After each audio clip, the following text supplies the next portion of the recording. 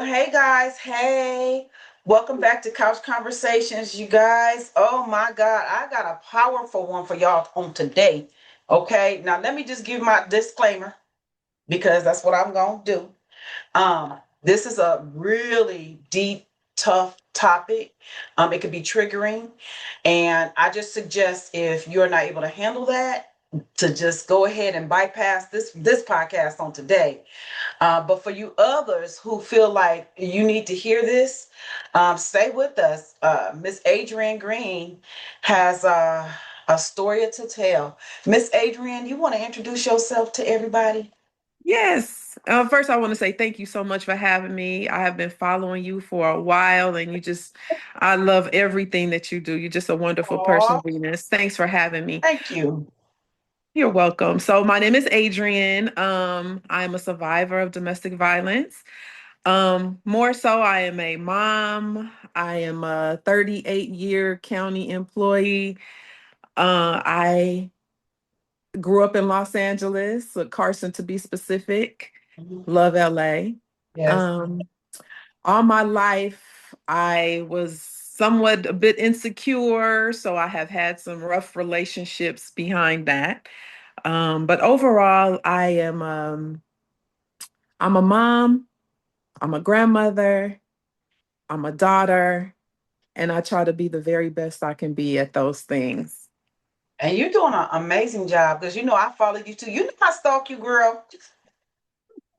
Thank you. Okay. All Yes. right. Yeah. I always think people get sick of hearing about the story, but the minute I stop talking about it, somebody will DM me or inbox me and say, "Hey, why you don't talk about the domestic violence no more?" And I'm like, I Yeah. just thought it's an ugly story and it doesn't Yeah. need to be talked about a lot, but it really does. It's It so really does. It necessary. hasn't Mhm. ended, and until people continue to talk about it, you know, listen, things don't need to be swept under the rug anymore. Okay, and this Exactly. month right here, we're talking about no more family secrets. We're not keeping those secrets, None. especially if it's secrets that is keeping people from becoming healed. Okay. Mm-hmm. Now, Mm-hmm. you guys, listen. Adrienne has a story to tell y'all, and it is about being, going through domestic violence and surviving a horrific attack. She was Yeah. stabbed 18 times. And this girl, every time I look at her, I just listen. I goose hairs standing up on my arms right now. Adrian, Oh. I want to know, tell us about who was Adrian long before the abuse, long before that.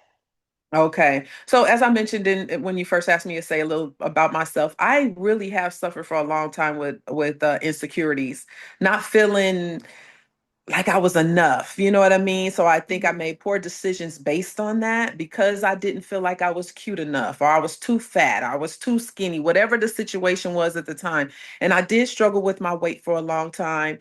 I developed very early, so that brought along some not the greatest attention all the time. So I was a young girl who bottled up everything, kept everything inside. So when you speak of those secrets, I definitely had them, and I did not feel I had anybody to talk to about them. And I think that is what catapulted me into constantly choosing the wrong people, because the minute somebody showed me just a little bit of attention, a little bit of love, I was Yep. in. That Yeah, I magic was in potion, with they my, call it. yeah, clinging. Yeah. What were some of your dreams and some of your goals and aspirations that you had even way back then? Yes, Even ma'am. when you had these insecurities. Yes, even with my insecurities, I think, and that probably what it came from. I had always, much like you, I wanted to be a nurse. I wanted to Really? help people at their worst, when they're feeling the worst that they were feeling, that I could bring some comfort to them. Mhm. So yeah, I always wanted to be a nurse. Never got a chance to do that. I started having kids early. Yeah. My first at 17, so I was a teen mom, and of course that just knocked all my goals and aspirations right out the window. Now I could have Wow. picked it up later on, Yeah. but then by then I was already in those bad relationships. Wow. Wow. Mm-hmm. Wow, that's crazy. That, I mean, that's Yeah. crazy, and I can relate. I mean, because I was Hmm. that girl who was Right. so insecure, and I grew up in the, I grew up in the system and everything, and Hmm. there's a lot of abuse Right. that I endured. So when that man came along, my kid's dad, honey, he was the star of the wrestling team, honey, Oh, and geez. when he told me all that good stuff, okay. He was like, all right. Uh-huh. Shoot. Hmm. So, so before the abuse, how did you really view the world? You know, it was rough for me to I thought that everybody was always had an ulterior motive. Like they had Oh, something that they wanted. It wasn't always good. I grew up with a dad who intended, he knew that I was probably dealing with some insecurities, but so his answer to everything was fight. You know what I mean? If somebody get in your face, you fight. yeah. So I grew up a lot already on the defense. You know what I mean? Always thinking somebody's out to get me, and because of that, I better fight. And my dad was the kind of dad. I don't know how if it's a lot of us that grew up this way, but if he found out I got beat up, or you better go kick their ass tomorrow. You know what I mean? It was like one of those Really? kind of things. Yeah. Hmm.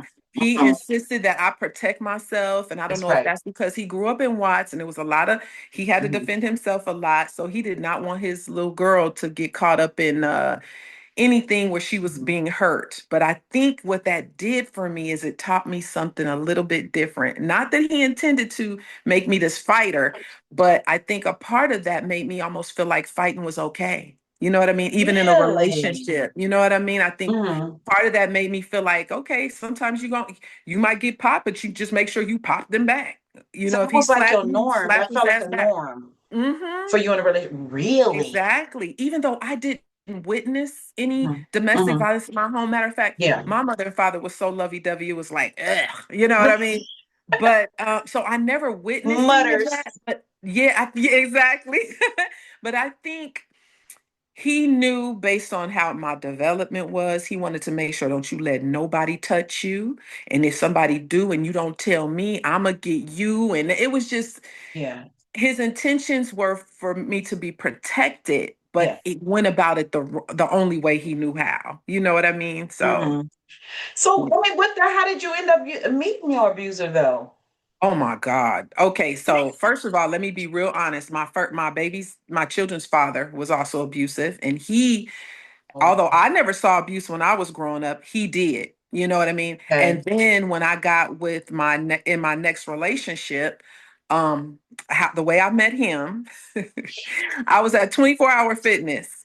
And Hmm. I should have known because the very first day I seen him, he was causing a bunch of chaos and drama inside the gym.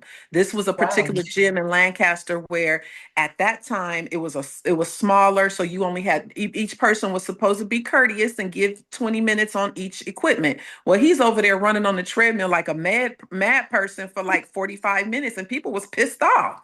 So I'm like, but damn fine. You know Right. what I mean? He was cut up. He had these tattoos. He had his six pack. I'm like, why is everybody looking over there? And I'm like, oh my God, he over there causing a bunch of commotion. Yeah. And that should have been the first red flag. Instead, I was at this point in my life where I was going to the gym every other day. And okay, now because I done seen him, I'm going every day. Yeah. And and it was funny because he walked past me. This is right after he was on the treadmill acting a fool. He walks past me and I'm looking, but then he backed up to like look at me again. He said, "Hey, you know that workout you're doing right now, you shouldn't even be doing that. You need to cut some more weight first." Now, any other time I'd be totally offended, like, is this he calling me fat? You know what I mean? But I Yeah. was like, just right then and there, it seemed like he just captured me. Like everything, I was just like in awe. Yeah. It was crazy. What?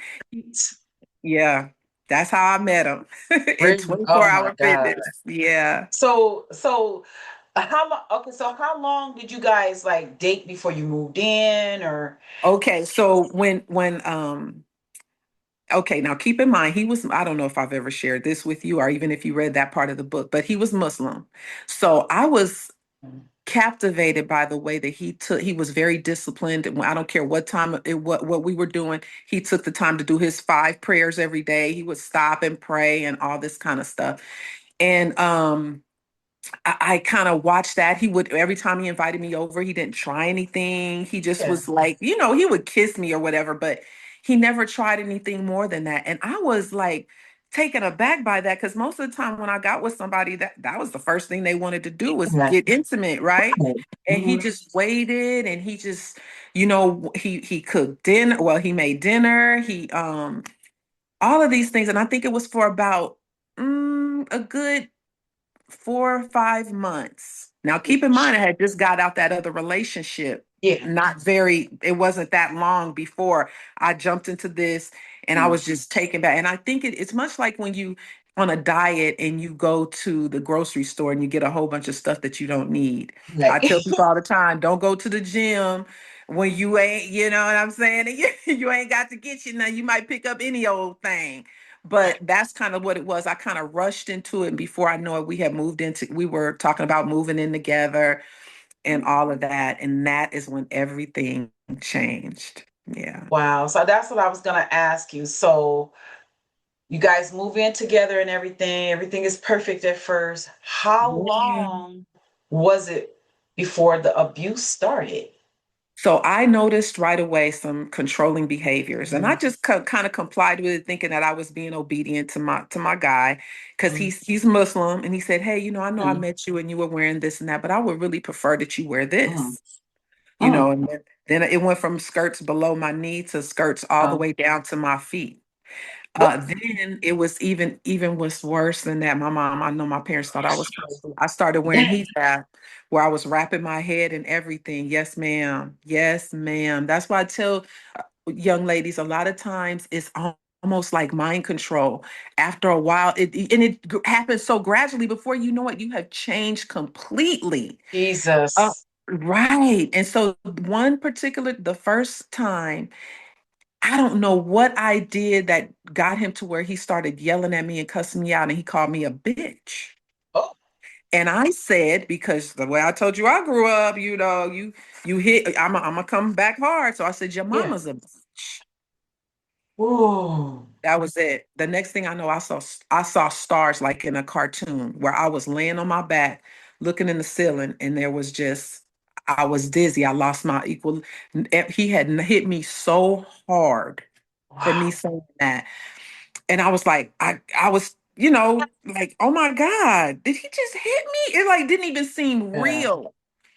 And yep, he had hit me. Then later on, of course, he apologized. Don't Of make me do that. course. You don't talk like that. Of You're not supposed course. to talk like that. You know what I mean? And so Hmm. I'm like, I'm sorry.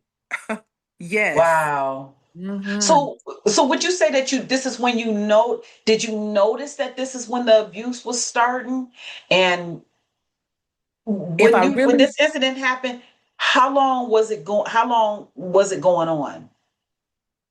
Oh, okay. So if you're speaking of the abuse, okay, now I've seen red flags. I saw little stuff that now Mm, I identified as red flags. Like he mm. would different little things that he would say, like if we didn't say assalamu alaikum, or and respond to him wa alaikum salam, he would get angry. Hey, did you hear what I Oh. said? Something like that. So I saw little stuff like that, and or uh, little stuff like where he mm. would he was very OCD.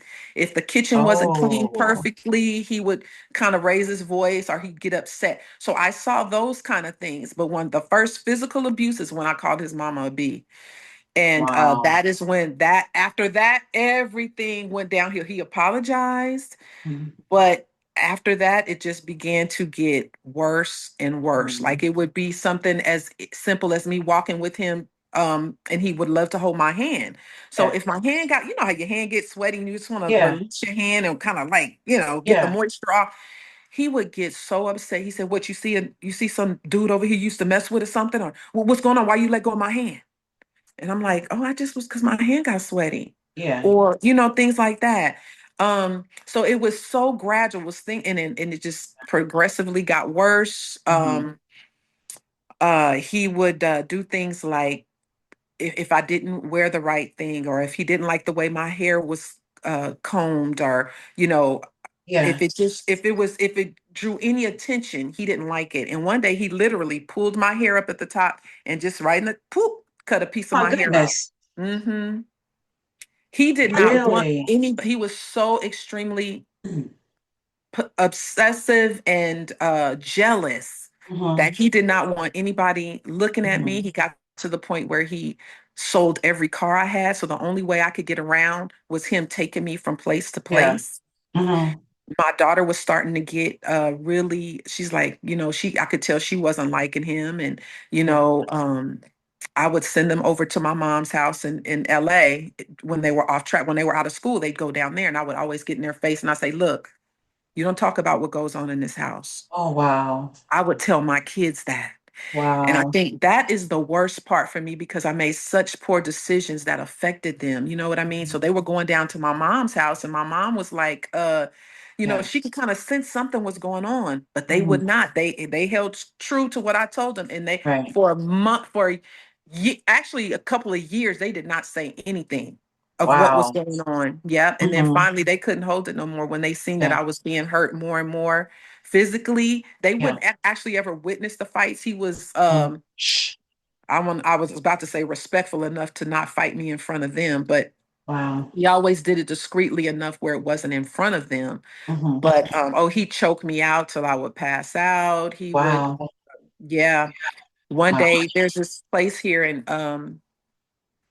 Lancaster's 50th Street East, and it's pretty rural. When you're going down there at night, it's pitch black. Mm-hmm. He literally at gunpoint put me in the car, told me that he was taking me out there, right? And all I had on was a t-shirt. No Wow. socks, no shoes, no bra, no panties, just a t-shirt.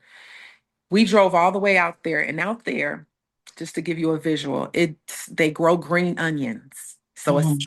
rows and acres of nothing but green onions. He turned off up into the green onions, kicked me out of the car, and left. I thought he was going to kill me out there, to be real honest with you.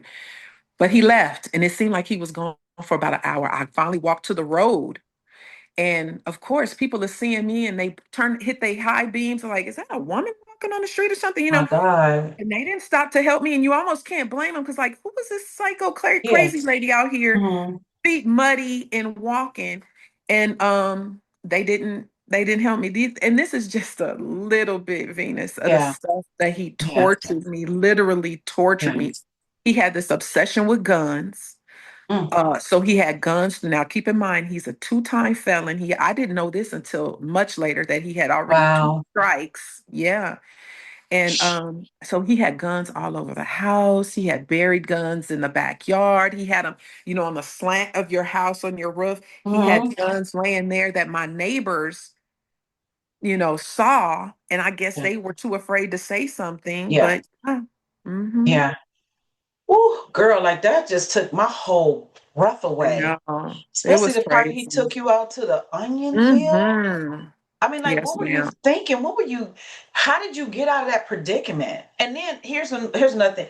How often was the abuse happening? Did it come to a point where it was happening every day, every other day, or It got to the point where it was happening almost at least 2 or 3 times a week. And this is the God? part I need to share with why it got so bad.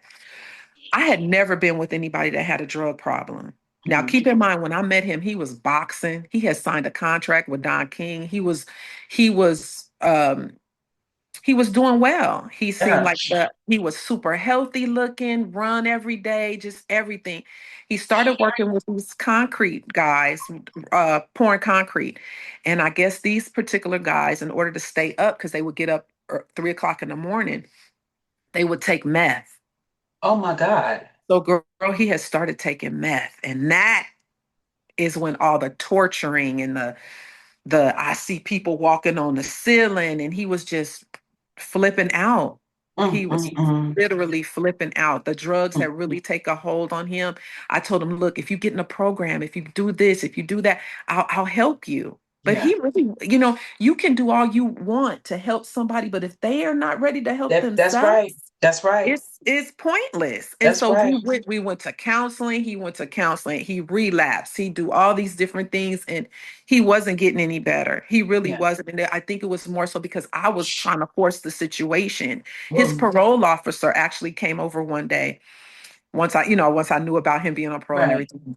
His parole officer came over one day, and he'd had him to go in the house to get some paperwork, whatever. And me, it's just Mm. me and him standing out there.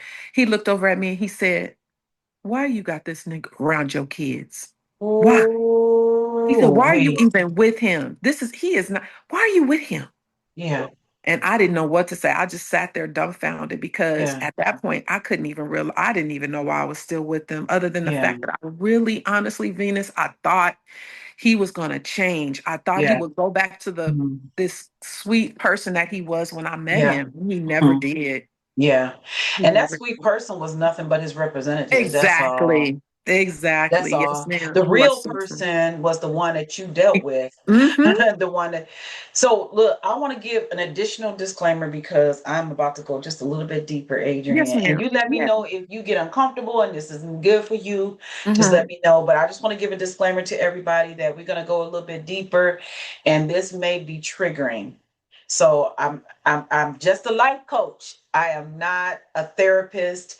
So, Adrian, I want to know if you could take us back to that day. Yes, absolutely. And I speak on this so openly and freely and transparently because I know it's going to help somebody. Okay. So the day it happened, the day before, actually, I have to go back just one more day. That night, the day before, my mother called me. She let my kids come back. This is the day that apparently my kids had finally just told everything what was going on. Oh, And wow. she said, "Look here." She said, "I'm gonna tell you this. I let them kids come back. They begged me. They insisted on coming back. Mhm. But I'm gonna tell you, if you don't get my grandkids out of that bullshit." And my mother was a Sunday school Yeah. teacher. She don't cuss, right? So Yeah. when she Yeah. said that, I knew she meant business. She Yeah. said, "If you don't get my grandkids out of that, I'm calling children's services on you. I promise you." Mhm. And I was like, "What?" I couldn't believe she was saying that. But to make me know that she was for real, she rattled off the 800 number to me Oh, my. to let me know I am not playing with you. You get Yeah. my kids out of that mess. So at that point, and I knew at some point I had to leave him, but I was scared. I was like in crippling fear. At this point, Yeah. when he threatened that he was going to kill me, I knew that he was capable of it. So that Mhm. night, I told him, I said, "Look, in the morning, you got to go. My mother is, I can't lose my kids behind you. You got to go." He said, "I'm not going no MF and where. I'm not going nowhere." So I said, "No, you got to go." So that morning, like I always did, this is going to sound weird, I fixed him his breakfast. He is so OCD. He had to have 3 sausage, 3 eggs, and 3 whatever. Everything was on Yeah. threes. Okay. Oh, So I wow. bought him yeah, it was a mind thing, girl. So I bought him his breakfast that I normally would bring him in bed. He ate his breakfast. Next thing I know, he's walking down the stairs to bring his plate and put it in the sink. And I said, "Hey, remember what we talked about yesterday? You got to go." And he Mhm. looked at me. He said, he kind of chuckled. "I'm not going nowhere." So I picked up the phone, pretending I was going to call 911. So when I faked the 911, I was pushing some other numbers.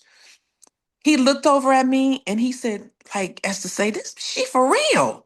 And this is what I have to tell people: whenever you're about to leave a domestic violence relationship, Yes. Mhm. that is the worst time. Mhm. So I did it all wrong. So Yeah. you have to plan your exit. You can't do Yes. it like this.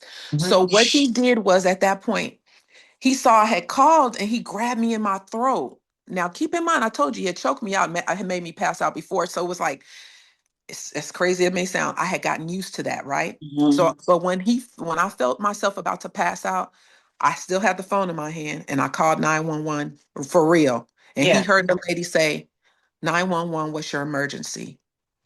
I, at that point, I thought he was just socking me.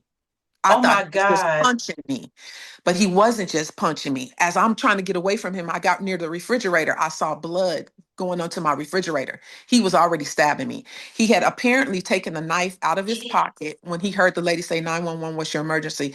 And he just went crazy, just stab, stab, stab. And I guess because my adrenaline, like I said, my adrenaline was going. Mhm. I didn't even realize I could feel the punches, you know what I mean? Yeah. But I didn't realize he was stabbing me till the blood was going onto the refrigerator. Mhm. I said, I screamed to the top of my lungs. My babies was upstairs. I said, "Alanya, help me." And they played this video. They played the sound bite in court. I didn't even think I could scream at that level. I was screaming to the top of my lungs and I said, Lanya, help me. And she came, trotting down the stairs. She jumped on his back. By this time, he had hit my carotid artery. He had stabbed me in my head, punctured both of my lungs. And I felt like I was literally drowning. You know how like my lungs were filling up with my own blood and I felt like I was drowning. But she came down, she jumped on his back and she said, let my mama go, and she started grabbing him in his face like to pull his eyeballs out, just like anything she could do, to get him to stop. And he would not. Well, I guess finally realized my daughter was on him. So he walked outside. Remember, I told you he was obsessed with guns. He had a truck that had one of those, what do you call it? Like a toolbox on the back of it. And he always carried a gun in there. So I said, he gonna try to kill my kids. And oh my gosh. Somebody tried to call in. Can you I oh can hear no. you.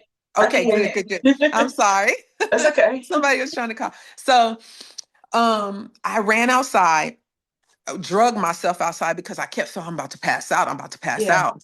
My neighbor was across the street mowing his lawn and he could kind of see the commotion. He turned his lawn off and I said, help me. And I fell in the grass and I remember looking at the sun was beaming on me and I passed out and I didn't remember anything for a little while and I would come in and out, in and out. And they had to now keep in mind, my phone was still on 911. My daughter was talking to the lady from 911 from there. A taxi cab lady had pulled up and she was on 911. And then my neighbor across the street also was, and they were all trying to tell them ways to try to help me, hold the wound, keep her, where she's not bleeding out so much or whatever. I just remember hearing that from time to time, but I kept passing out. He had taken the knife, went over to the neighbor's house, rinsed it off, and sat on the curb and just waited for the police. Really? Yeah. They had to bring a helicopter because at that time in the Antelope Valley, we didn't have a very good trauma center. Yeah. And they knew that I would not survive if I had one over there. So they Mm. airlifted me to Holy Cross in Mission Hills. Mm. And yeah, there I was still in and out of conscience. They had to, do those chest tubes. Oh Yeah. my God. Yes. Yeah.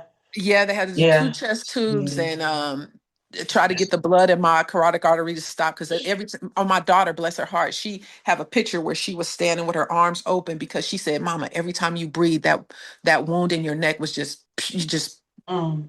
spewing blood. It was crazy. I I think the part that hurts me the most is Yeah. my poor decisions affected my kids so bad. I get you, girl. And it took me a long time. And I know you had asked this question, but since I'm right here, I want to tell it. Um, it took me and my daughter a long time to rebuild our relationship I was gonna because, ask about that. yeah, because Yeah. she didn't trust me. And I don't blame her. You know what I mean? I was making one bad decision after another behind this Yeah. fool. You know what I'm saying? Like I was really I would be one of those people that's like, oh, they put this nigga before they kids. And that's exactly what I did, but it was Yeah. out of survival mode. It wasn't intentionally, Yeah. Yeah. and they are still today affected I know. by that horrific stuff, Yeah. and they're two different kids. My son is a little different but my daughter was hard with it. She was like, she was not having it. She was so mad at me for so long. We are in a better place today, thank God. Yeah. Not where I would like us to be, but we are in a much better place than we used because she Yeah. could go months without talking to me. And Yeah. it was all the result of that Yeah. horrible thing. So I tell women all the time, if you can't leave for yourself, leave for your babies because Right. they are watching you. They are like sponges. And if you Yeah. don't want them going through the very thing that you are showing Yeah. them, Yeah. you Yeah. need to stop. You need to Yeah. get Mhm. Yeah. I was gonna ask you how have that experience like changed you and your daughter's relationship because Yes. she was the one who saved you. She really did. She was the one, and I can only imagine. Right. Like say for instance, with my kids, I have two kids that I'm estranged from. I have a son that I'm estranged from for 10 years, and then one that's going on a year. Oh, And although I get it that I sent them through some hell over the years, okay? Just poor choices in men, but the thing is that the one thing that I've tried to help my kids to understand about me is where I come from, you Mm, know. But that's the only thing that I can say. The traumas that I went through as a child affected me as an adult, the decisions exactly. I made, and it started affecting my children. You Right. know, am, am I angry that I'm estranged from my children? At first, I was, you know, Mhm. but I get it. I get Right. it. I really get it. However, it did come to a point where, okay, enough is enough. I'm That's not right. going to allow you to That's disrespect me right. and treat me. Exactly. I can understand if I was the same person. I'm a totally different person now. Mhm. Mhm. So that's I was going to ask you too. When you woke up, when you Mhm. finally woke up, what was the first thing that came to your mind? Unbelievable. I couldn't believe it. I knew he had threatened to kill me before, and he said that, I mean, if you ever try to leave me, I'll kill your whole family, I'll kill you, I'll kill your kids, whatever. I never, I know he was capable, excuse me, of Girl. hurting me, but I Yeah. had no idea. And I remember laying in a room that they outside of the room they had security. Hmm. Um, and just laying there and like I couldn't believe that it had happened. I knew he was had a mental health issue. I knew he was on drugs, but to the point where he could cause that much mess to me Never seen it. personally, I And never that's did. just it. That's just it. We underestimate. I always believe when a man say, "I'm gonna kill you." Oh yeah. I'm I not doubting that. I'm not mm-mm, doubting that. I went not through the same today. thing with my kid's father. Mm-hmm. He choked me till I know I had to have stopped breathing. I remember I urinated all over myself, and Mm-hmm. Mm-hmm. I mean it was such a horrible feeling. Like I can't even explain it. Right. But he used to always tell me that, especially like if I always threatened to leave him, which was the wrong thing to do. Oh yeah. He was like, "You're not taking my kids. Right. You Right. ever try to take my kids, and I'm gonna kill you." And I remember on this one particular day, and this was actually the last time we were ever together. And I'm like, yeah, I'm leaving because this that we were sitting at the end of a water bed, a big old king size water bed, and he said, I forget what he said to me, but I said, I just don't care anymore. Before I got that out of my mouth, he had hit me so hard. I slid up and I was little back then. I was only probably a little over 100 pounds. Oh I wow. slid up that water bed and went up under the headboard. He got up, Mm. came up there where I was, and choked me until I don't even know. All I remember is when I woke up, a neighbor from upstairs had me and we were running. That's all I can remember. But Wow. girl, listen, um, a lot Crazy. of people, yeah, a lot of people struggle with guilt and shame. Mm. How Mm-hmm. did you? Did you struggle with any of Oh that? my God, yes, I did. Guilt, shame, embarrassment. I was so embarrassed. Now, I'm gonna tell Yeah. you one of the reasons and this sounds so crazy, I was embarrassed. And I think that I held in much longer than I was supposed to because I kept thinking people gonna say, dang, she can't keep a dude for nothing. Whoa. She can't keep a dude for nothing. So it gotta be her. You know what I'm saying? Yeah. I would think stuff like that. I would think people gonna think I'm crazy. All kind of things would go through my head. And when my cousin who had wrote a book, she Mm. told me, she said, Adrian, somebody is gonna benefit from that story. On. She said you should really share it. And another lady I used to work with, they used to tell me that all the time. Is healing and sharing. And I'm like, Mhm. I'm gonna be too embarrassed. I'm too Yeah. and I'm telling you, like I said, the minute Yeah. I started sharing Yeah. it, it's like Yeah. something lifted up off of me. And Mm. now I feel like I cannot. I feel like God left me here for Yeah. that purpose, to turn my Okay. message to a Mhm. message, to take my Mhm. my ugliness of that story and to throw it out there. Because Yeah.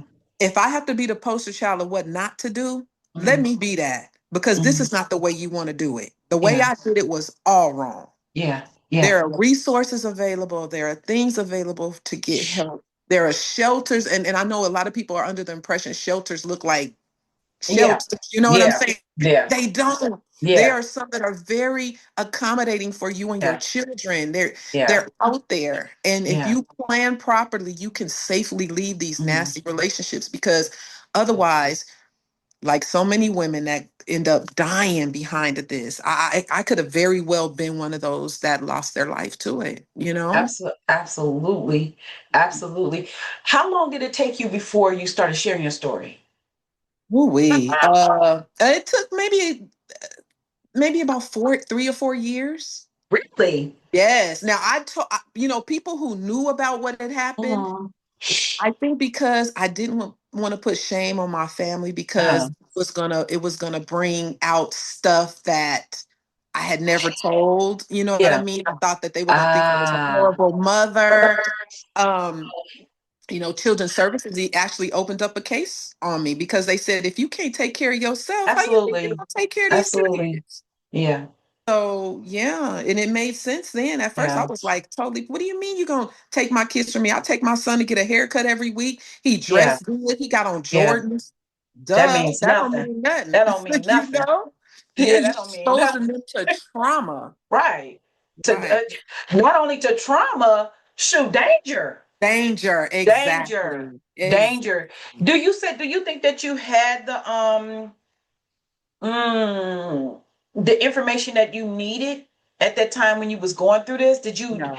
Did you understand there was help out there? I had heard, and I think much like I just described, my mind went to, if we go to a shelter, we're gonna be in this little ran down place. I'm gonna have to probably have to hurt somebody for doing something to my kids or something like that. That was what was in my mind. You know what I mean? I'm gonna catch a case anyway. So, but I I'm gonna tell you one of the things I did where I feel like LA County Sheriff Department failed me. And I actually, at this time, I remember, I know you probably heard of it, it's called the We Tip Hotline. It was LA County had this thing that you could anonymously call and report different things that were going on. Well, I call myself trying to give a heads up. Look, I live with this guy. I mean, they played it in court, so they know it happened. They Wow. played it in court. I said, I'm living with this man who is threatening to kill me, who has said he's going to do this, that, and the other. Yeah. Every day I'm looking out the window. Maybe somebody gonna show up and come No. and save me. Hmm. Never No. happened. No. Never LA happened. County do not care. I can tell you that, and from a personal experience Hmm. I've had with them, where I had Wow. to go beg for help. So a girl, listen, That's why it's up to women like us who have had survived this to. time to have Yeah. resources. So I keep Yeah. pamphlets and resources Yeah. in my car. I keep Hmm. numbers in my phone when I run Hmm. across somebody that's Hmm. going through something, or like even with me, because I do share the story so often. People will DM me in a heartbeat and say, "Hey, Yeah. look, I got a sister. Hmm. Do you think you could talk to her?" And I do. And then I Yeah. have to let them know, hey, you can talk to a person, but until they That's ready, it. they ain't gonna make no moves. That's So I it. don't care how ugly of this story I could share with them. Sometimes they feel like, well, that ain't my dude. He ain't gonna do Right. that. You He know what I ain't mean? gonna do that. Yeah. He ain't gonna He's do that. not capable of that. Exactly. Yeah. And That'll yeah. never happen. Yeah. Hmm. How long did it take you from going from survivor to advocacy? Ooh, okay. So this is my passion right here. I I can loved it. tell, girl. The minute I sat at a table with 30 young ladies sharing my story in a DV class, and the tears and I was for the first time keeping it completely 100, did I realize the change that I can make by sharing this little ugly story. Absolutely. Mhm. Not till then, when they were in tears and they said, "Oh my God, I went through the same thing," or "That's what happened to me," or "When I was a kid, I felt so insecure that I just start to," until I saw that there was a commonality, like we shared something. Mhm. It made me realize that Yeah. God had this purpose for me to stay around here, Yeah. to be able to share, to advocate, to do whatever. So, of course, Right. I do DV classes, I Yeah. do anger management, Mhm. parenting, everything. So these girls can try to get back because a lot of people don't realize a lot of people lose their kids to the system because of domestic violence. Better And say I've it. had girls that'll go as far as they know good and darn well they're not supposed to go visit their abuser Yeah. when they trying to get their kids back. Mm-hmm. But I Mm-hmm. would be advocating for them and go to court. I'd be their court buddy. We get in court. Sure enough, judge will say, "Hey, can you bring up the so and so went and the visit list? She went and Wow. saw this man, and then that added 6 more months onto her kids being in foster Wow. care. So I don't it's they understand that. That is manipulate. so crazy. I know. You know, what's the crazy look, what's the crazy part about is I say I don't understand it, but I understand it. The Yes. Yes. mentality of these women is one of the Hmm. reasons why I became a life coach, because I was like, listen, I don't want to see another woman have to live their life the way that I did. Right. Okay. Exactly. Listen, I walked the path for you. Don't even trip. I Thank survived it. you. Let me help you out. But here's the problem, Adrienne, and I do not understand. And it's usually women of color. I'm sorry, y'all. I hope y'all don't get mad at me, but this is not a lie. It's like when you are trying to help these women, it is like pulling teeth. It's like I can't fight against you. It's one of the reasons why I quit doing one-on-ones. I Hmm. can't do Oh a wow. one-on-one with you because you drain me. Because Right. you just refuse to do anything different. And that's just one thing you just said. Like, listen, I could tell you all day long about this little ugly story, you Exactly. know, but it is up to you to do the work. And one of the things that I'm understanding is that, listen, the work is hard, girl. It And it's is. hard because we get so comfortable with things. We get comfortable with our dude. We get comfortable with our group of friends. We get comfortable with getting up, going to the club on Saturdays. We stay in this comfort zone, and we don't want that to change because that's comfortable over there. And yeah, You y'all know, gonna the start human, liking it. You yeah, start you learn to function in dysfunction. That's absolutely. what it is. And you learn to and it's so crazy because Venus, I swear, it took my mindset to change a long time to change. Yes. Because when I did get in a halfway healthy relationship, I was so used to BS and Yeah. drama that Yeah. I almost would stir it up intentionally. Like this is a punk. He don't want to argue. He don't want to fight. Girl. It's so Uh, crazy. You have to really work on healing your mind you do. because you keep picking the same old Yes, ma'am. stuff, or you get used Yeah. and comfortable with the same mess that Yes. it don't even seem right to Yeah. be in a peaceful Because relationship. we know what to expect over there. Exactly. We That's already it. know. That's it. Okay. But over That's here, because like listen, like my husband, I'm gonna tell you, that's an amazing man. I'm gonna just tell now, me and my husband, one day we're gonna do a podcast on it. how we have almost a 40-year history. Oh my So, goodness. but this man is amazing. He has changed like oh my God, he's a totally different person. But if it was not for him, that Hmm. because I'm Hmm. a runner. I'm a runner. Okay, I'm gonna Right. cuss you out and a runner. Okay. So Mm. through these 3 years, he has taught me so much. And now, like, we get on each other's nerves. And before he'd get on my nerves, and I'd be like, I'm going back to California, you know. But Right. now it's like, yeah, I'm over that though. But now it's like he has taught me that I can be mad, you can be mad, but there's a way to handle this. You know, Exactly. we don't scream and holler, cuss, fuss, we don't disrespect each other, none of that. If I'm Good. upset and don't want to talk, he gives me my space and vice versa. You Right. know, but it is Healthy. just so crazy. Healthy. I wanted to ask you this too. I heard, I think it was the like last week. I can't remember. You was talking about your scars. I'm glad you brought that up. Yeah. I'm so glad. So Yeah. here's the thing, like you were talking about, I think one of my questions, because you gave me some pre-questions, kind of like to Yeah. be prepared. One of the things that you had said was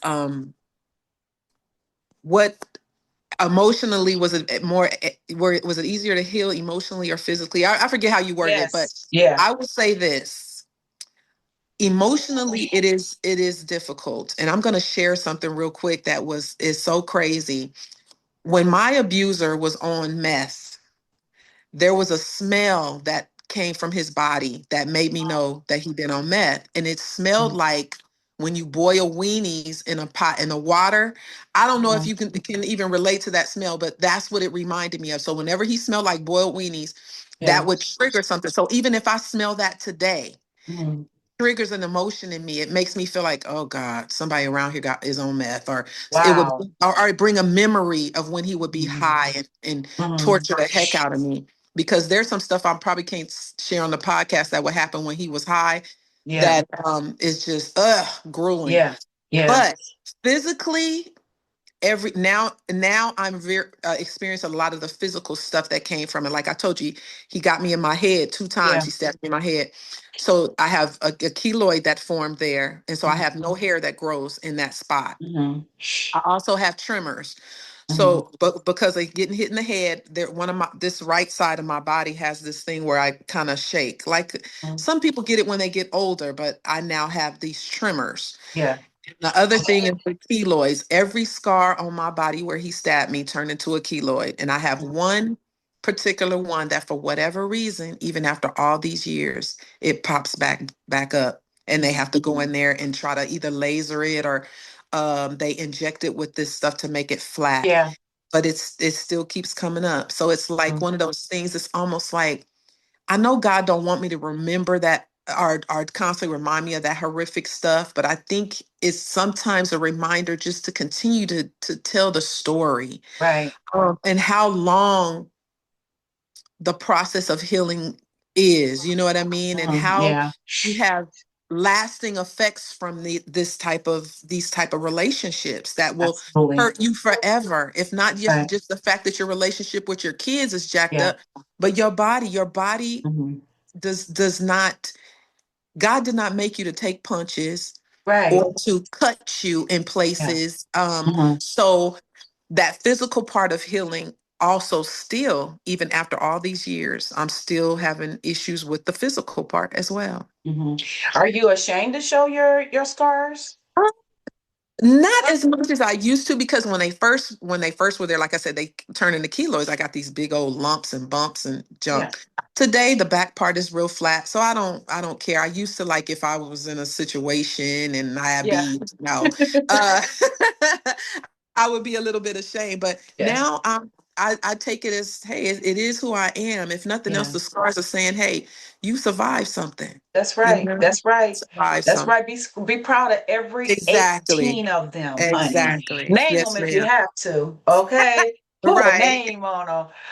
So, what Mhm. does relationship look like for you now? Like, after all of this, and And okay, so here's this broken girl who done been through a whole lot, right? uh-huh. And there's a part of me that very cautious, Yeah. gate up, uh, man, uh it's hard, and I feel Yeah. sorry for people when they try to. I do, Yeah. because they mean well and they want Yeah. to be that Yeah. person, but there's something in the back of my head that Yeah. just constantly Right. brings back things. And it I thought I was in a healthy relationship for a while, and my cutoff game is quick. As soon as you Yeah. show me Yeah. something, I'm like, Come on somewhere. done. Come on. So Hmm. and I know it all stems from that, where before Yeah. I didn't have healthy boundaries. But I'm working on it. I'm working on it, Yeah. because Hmm. I miss having somebody Yeah. consistently. Yeah. Yeah. Yeah. What about like faith and therapy or anything like, does that play into your healing process? And I'm glad you brought that up too, because Okay. therapy, our culture, our black Come on. folks, we don't like to tell our business. Okay. Mm, We do not. And I was one of them. I ain't telling these yeah. people all this stuff. But the best thing that ever happened to me was therapy. The Yeah. best thing. And I'm Yeah. still, even to this day, Yeah. I still go every other week. Yeah. My therapist, now I'm gonna be honest, I went through a couple therapists that my story was just a little bit too heavy for them. My And word. yeah, Mhm. they were crying in the sessions more than I was. So it was like, it was too heavy. And some of them, one in particular, she said, I can't do this. I think Yeah. it triggered her in some kind of Yeah. way. She said That's it good. brought back memories first, but she Hmm. was honest enough, and we cool to this day. Hmm. Hmm. But Hmm. she could not do it. She could Yeah. not do it. So yeah, Mm. That's therapy good. is good, and I definitely suggest Yeah. therapy to people. Yeah, or Yeah. a life coach. You know what Yeah. I'm Yeah. saying? Yeah. Absolutely. Hmm. Absolutely. Absolutely. So let's shift just a little bit here because I want women who are in this predicament to understand some things. So, what would you say some of the warning signs are? Some of the early on warning signs, because these are some of the signs we actually miss. Mm-hmm. Absolutely. The red flags were missed, or I minimized them, I made light of it. The But what I have to say excuses. is the Hmm. controlling behaviors, uh, the love bombing. Like if they saying they love you too quick, too soon, you don't even know me. You know what I'm saying? That kind of stuff is a red flag. Um, the you have to listen to the stuff that we like. I was he really liked me with the holding of the Hmm. hands and calling me 15, 20 times a day. I thought, okay, Hmm. he loved me. No, that's controlling behavior, honey. Yeah. That is controlling. He don't Yes. nobody need to be calling you 15, 20 times a day. He know you at work. You know what I'm saying? Exactly. So Hmm. those type of things, if he don't have enough self-control to say, hey, I like her, she cool, Yeah. I'll wait and talk to her when she get off of work. I Hmm. mean, that says something, and that might not seem like a lot, but that Hmm. is a pattern Yeah. for controlling behavior and Yeah. wanting to know your every move, in my Yeah. opinion. Yeah. Because what you're really doing is trying to see where I'm at. You Hmm. calling and you listening to the Hmm. background. You Come say, on. oh, who's that? Or what Hmm. was that? Hmm. You know what I'm saying? So Hmm. it's a lot of red flags that we miss that in the Right. beginning we think is cute, Yeah. or and it's not really cute at all. It's Hmm. really a red flag, much like the red flag they stick in the ground, because I work for public works. They stick in the ground and let you know, hey, don't dig right here, because it's a gas line right here. The red flag that we talk about is the same thing in a relationship. Hmm. Don't go there because it has the potential to be hazardous to your health. Yeah. Yeah. Your book, Stabbed to Life. Why that title? Why that title? And That what does that mean? title. Let me see that. Let me see that again, girl. My God. Can you see it? Uh-oh, Just it a kind of little got blurry, blurry. but yeah. Yeah. Why that title, Adrian? The title, because I kind of was a play on Stabbed to Death. Hmm. Instead, I was stabbed to life. Yes. And what it did for me, and my cousin actually is the one we kind of played around with different titles, and she's like, "What you think about that?" And I said, "Oh my God, that's it, Stabbed to Yeah. life." Because I'm gonna be honest, Venus. Before, I was very a shy person. I was one that what I do now out Hmm. here in this world of healing and helping people. I never thought I could do that. That Yeah. took me to a whole different place. Not that Yeah. I'm proud of, not that I'm happy that I got stabbed or anything, but that whole incident put me in a place where I am now, and that is helping people. There is nothing that if somebody calls on me to be there, to share, to help, to give advice, resources, whatever, that is what I do. And that's why I say stab to life, because my life began instead of Yeah. ending at the Come stab, on. it began, you Yeah. know? Hmm. Yeah. I love it. So, for somebody that is listening, and I'm sure there's going to be somebody Mhm. who is going through this, what would you want them to hear from your heart? Ooh, from my heart, Mhm. more than anything, know that you are enough. Love yourself enough to when you see these signs that we just talked about, the red flags that are there, make plans to exit a situation safely. Maybe when he's going to work, if you have to reach out to other people, have you a circle of friends that you can count on. I had some friends that, oh, they love me to death, and I love them to death. Right now, I had told them a couple of weeks before, I said, look, if I don't show up to work, y'all come see about me, because I think he's going to hurt me. And they always tell me on August 30th, I always say 8:30, 8:30. August 30th at 8:30, they saw I hadn't come to work. They got in the car, came to my house, which was probably about 5 minutes away from my job. They said they hit the corner and my whole house was yellow taped off. And they they came to my rescue. So it's good to have, I never told them the full story about what was going on, but it's good to have somebody that you can trust, that knows what's happening, that knows what's going on. There's also an app that they have that on. Uh-oh, I'm still there. Okay.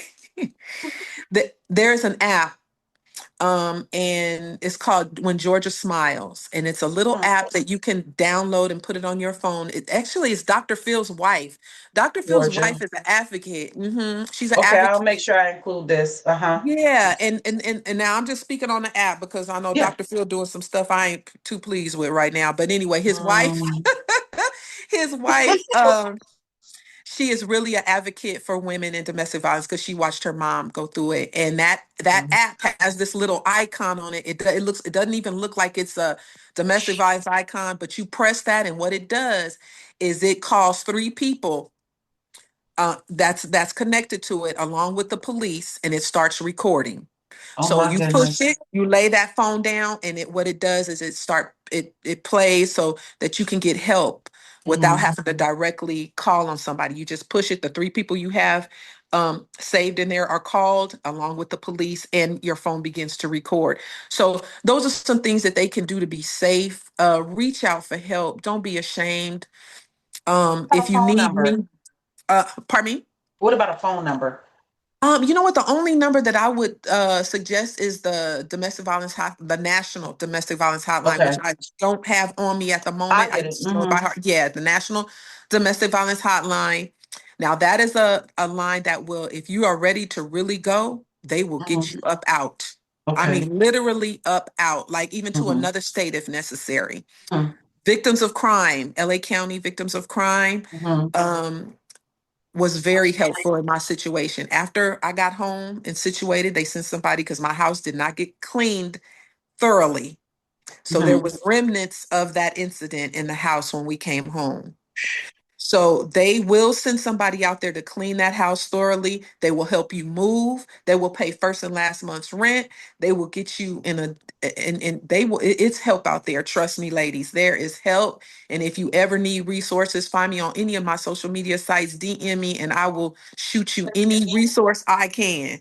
I have tons of them You at here the locally. end, but you go ahead and tell them what those and I'm gonna make sure that I put your links in there as well. Yes, yes, please do. Okay. Yeah. Okay. Any I have some type of resource for just about everything. Mhm. So yeah, Okay. get at me. So on Facebook, where do they find you?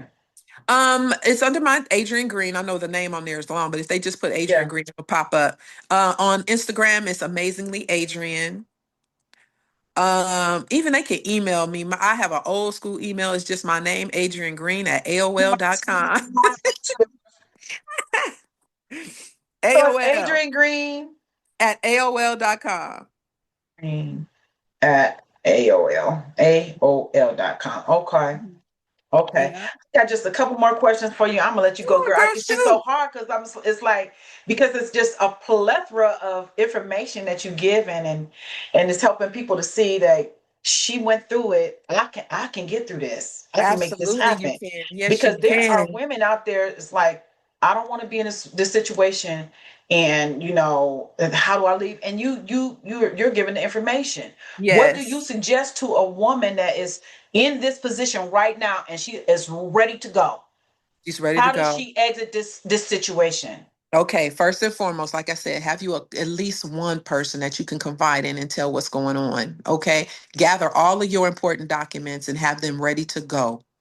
Whether it's when he goes to work or she goes to work, I have to make sure I specify it because those it's relationships out there. Domestic violence is in every kind of relationship you can That's right. imagine. But make sure you have all your important documents, all your children's stuff, shot records, everything. And the minute you can make your exit, and you can go to that friend, or if you need to go to a shelter. When I tell you these shelters, there is a shelter out there that's ran by Halle Berry. Uh-huh. And God, what is the name of it? I'll get that information to you. But there's Yeah. plenty of Uh-huh. shelters that Uh-huh. will help you, and they will allow you transitional housing. Like you will literally stay Uh-huh. until you're on your feet, and they will help you get out. While you're there, you'll seek all kind of counseling. You will get into classes and things of that nature. I know a lot of women are often afraid because they don't want to lose their kids in situations like this. But there are ways in which you can that the help it's available. It's Yeah. available. And whatever else, like I said, if I haven't shared everything with you now, Yeah. please call me. I Yeah. emphasize that. Yeah. Contact me. Yeah. Um, so after they get out and everything, how do they start to heal from these traumas, especially when these wounds, like you have visible wounds. Hmm. What about those wounds that's not visible? How do they? Because mental, I'm telling you, that mental is something else. It really How do you is. It start really to heal from is. that? I think the mental part is, like I suggested, one thing is therapy. Get Yeah. yourself, even in a group setting, like if you have to, much like, my mom, when my dad passed away, she had to get into bereavement counseling. There are groups Mhm. that when you sit amongst those groups and it's some people that are dealing with stuff that you can relate to, it is very helpful in your healing process to be able to have those conversations with other people, because honestly, Venus, the mental part is the hardest part. You know what I mean? Because those memories are there. That Yeah. stuff is there. And then I'll be honest, you go through a part where you miss that person. At least the person he was when you first met him. And as sick and Yes. crazy as it sounds, you honestly go through a part where you're missing them, and that's where Yeah. most women get caught up, where they go back. Yep. And I think the statistics are 7 to 8 times that most women end up going back to their abusers, Hmm. because we get caught up. And then that whole little Stockholm syndrome thing, we start Yep. protecting them, you know what I mean?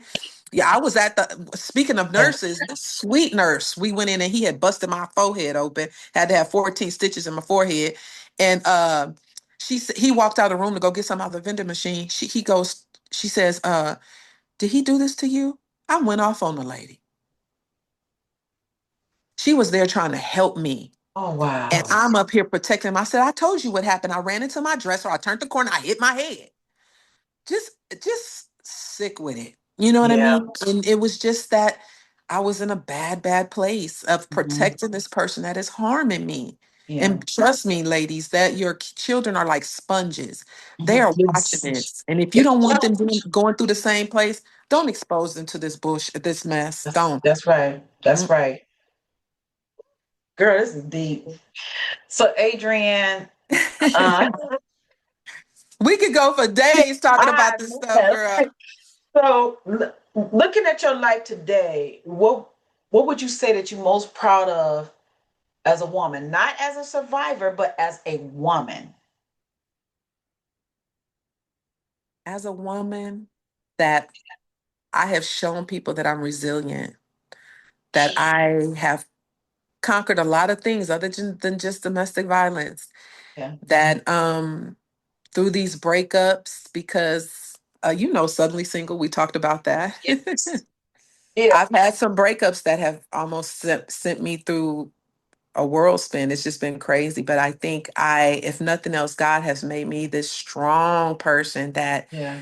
I'm a hustler. I'm a grinder. I don't let nothing stop me at all. I've Yes. been on this little county job for 38 years, but I am preparing for retirement right now. Thank you, Yeah. God. And Yeah. what God has put on me is this. I am a workhorse girl. And especially if it Yes. involves helping people, Mm-hmm. I'm gonna get it done and I'm gonna make it Yeah. happen. And I know I Yeah. learned that good work ethic from my mama and my daddy, but Okay. trust me, that is the part of me that I'm so most proud of, is that I don't stop and I'm not gonna stop. Can't stop, won't stop. Get pulled. Okay. So, if your story could leave one message behind to future generations, women and Mhm. girls, what would that Mhm. what would that be? I think the biggest thing is healthy boundaries. Love yourself enough to say no. You don't need an Right. explanation. You done already showed me who you are. I Right. am done. I think it's I forget the poet. And she said it best. A person shows Oh, you who they are the first yeah, time. yeah, yeah, yeah. Maya Maya Angelou. Angelou. Maya Angelou. When a Mhm. person shows you who they are the first time, believe it. You can't fix nobody. You can't change nobody. You can't make them do nothing no different. That's They've right. shown you who they are. Yeah. Leave them where they're at. Period. You can't fix them. No, Mm-mm. I remember my daughter told me this. It always rang in the back of my mind. And this is my little baby. She 37, 38, something like that. But that's my baby. She said, "Mom, why do you always make everybody else's problems your problem?" I No. said, Yes. "Girl, most couldn't catch." But she said that. I know, but it's so true. But I always think about that every time somebody come to me with their issues. Think about it, Venus, because I was that one. Give you $10. Oh, don't worry, I'll help you pay your bill. Oh, don't worry. Girl, me too. I could have No, $50 and somebody asked me for 45. And if I'm getting paid in 2 days, okay, go ahead. You know what I'm no, saying? not no more, Yeah. honey. Mm-mm. No, no, No, no, honey. And that's that. You right. When somebody show you who they are, you better believe them. man. And when they tell you, Exactly. Some, girl, you best believe it. yeah. People will tell you exactly who they are. Yeah. I ain't gonna argue with you. That's what you said No, you are. But see, in the yeah, back of that's the day, with my unhealthiness, I'll be like, right. oh no, I can He help you show get you better. Yeah, right. let me see. I can show Yeah, you I'm gonna that. Yeah. yeah. My God. Great. Well, okay. So here's my last question. You survived being stabbed 18 times. So looking back now, what do you believe that life was trying to tell you or trying to show you? I think life was trying to show me that a couple of things actually, that my children needed a mama. They needed a strong mama to protect them. And although I thought that I was protecting them, I was not protecting them fully. Right. And I think parenting, the first most important thing of parenting is protection and Yes. protecting your children. And I failed in that Mhm. area. I've Mhm. made up for it in some ways, and and things are getting better. But I think life has tried to show me many of things, and that's um, what to put first in my life, my prioritizing of things and people. You know Yeah. what I'm saying? Because I have put people in the wrong order, Yes. have been A, B, and C when they should have been back down there with X, Y, Z. You know what I'm Mhm. saying? So I Mhm. am learning the order that I need to place people in. God has Mhm. shown me that some Mhm. people, and I certainly better not put nobody before Him, but I need to make sure some people just don't need to be a part of my life. And that whole thing Yeah. about reasons and seasons, some people come Mhm. in your life for a reason and a season, that is so Mhm. true. So Mhm. I've learned that as well. Adrian, where's your abuser today? Funny you ask. On January the 24th, I was scrolling through my phone and got a thing from CDRC that said the inmate in Kern County Prison has died. He has and that was at they sent me they said he died at 6:45. They sent me the message at 7:15 that he had died in prison. Wow. So, and I know, and I'm gonna share this part. I think I was, my emotions went kind of everywhere when it happened. Right? It was a part of me that just wanted to jump for joy. Yeah. God forgive me. Maybe that's not right for me to want to do. But my Mhm. mother told me, she said this very thing. She said, "Don't look at it that you're celebrating death. Look at it that you're celebrating freedom." I was And gonna say that. that's what it was for me. Because Yeah. here's the thing: he was up for parole in 2028. And just to know that I would have to have dealt with him being out on the streets, you know what I mean? I'd already, I got a CCW, I carry my, I'm strapped all the time. But to now be able to just kind of breathe Yeah. and know that that is at least one thing I don't have to worry about no more. Oh, amen. Amen. I'm so Yes. proud of you. Thank you. And I I'm am proud of so glad you. y'all allowed us to cross paths. I just Yes. love you. You know I do. I was I like, know. I love you look too. at the model, girl. Girl, you are doing a Yes. wonderful thing. I'm watching you. I'm your mentoring and all of that. Thank You you. yeah, you got a major purpose out there, and You yeah, we need that kind of thing. So thank you yeah. for letting me come on, Are so share my little welcome. ugly story, and I pray that it helps somebody, and I mean that. Anybody that Okay. needs my assistance, please reach out. Yes. All right, Adrian. Well, I'm gonna let you go. I mean, we could go on talking for hours I and hours, but know. Thanks I again. know. I know that there's somebody who is watching this who is going to take this information and run with it. Somebody needs Yes. this. And Yes. remember, when we don't show up for our purpose, there are women who are dying on our watch. There are people who are dying on our watch. We was Yes. assigned, this was a heavy load that we were assigned, you Yes. know. Yes. You didn't survive being stabbed 18 times just to be out here all willy-nilly. God Exactly. allowed you to survive because you are there for those women, for those even men, for people Hmm. who need to understand this thing about this domestic violence. This Exactly. is not to be taken lightly. And Yes. what's so crazy is I'm starting to see it more and more Yes. because people are getting because of the economy and all kinds of stuff. People are going mad. Hmm. So Yeah, we really have to educate. We really have to educate our daughters. We really we have to do. educate our girls. We Hmm. have to pour into them. We have to let them know just how beautiful and special they are. There's not a day that goes by that even my daughter that we don't speak. When we were speaking, there was never a day that went by that I never told my girls that I love you and you're beautiful, you're special. You're the prize. I've always tried to pour that into them because I didn't think that I was. I was just this little goofy looking girl with two nappy French braids and pimples everywhere, honey. And so, when their dad came along, he was just the beginning of my abusers. I had a string of abusers. Wow. So, and my abuse, I had other types of abuse too, even when I was a little girl. And it's so funny how it was almost the norm for me. So, Oh, but I am no longer that woman. Okay, so they've been, I guess, it twisted. that's right. Okay. All right, Yeah. honey, I'm gonna let you go. Thank you, thank you, thank Thank you, and thank you you. everybody for tuning Thank in. you. Make sure y'all Thanks. download this podcast. Go get that book, Stab to Life. Where they get that book from? Amazon. Amazon is on Whoop, Amazon. whoop. Even Okay. look at the reviews, honey. I was surprised the other Yeah, day. I sat there and just yeah, read all the reviews.